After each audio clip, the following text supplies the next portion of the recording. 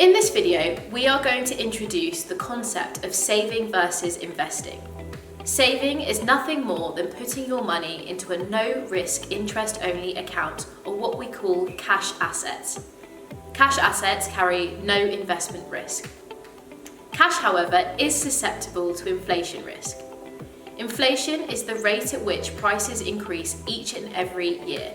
Your savings, for example, your money in cash, is very unlikely to keep pace with inflation, meaning that in real terms, although the value of the money sitting in cash is not going down, it actually is because its long-term spending power is reduced over time. The best example of inflation is to use the price of a Freddo, the Cadbury's chocolate bar.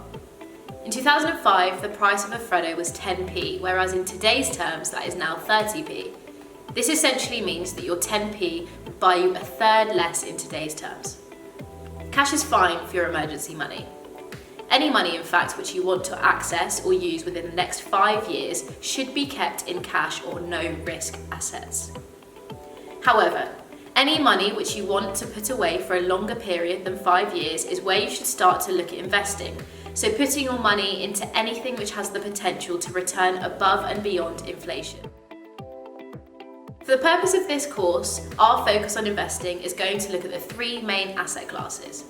Equities, the great companies of the world, bonds, which will be loans to those companies or to governments, and property, physical bricks and mortar.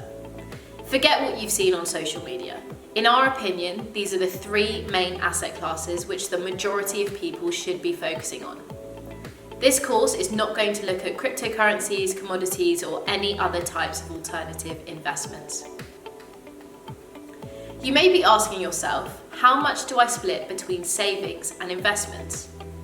In previous videos, we've covered off how much money you should be looking to keep in an emergency fund. After this video, you can go onto the portal to use our investment returns calculator.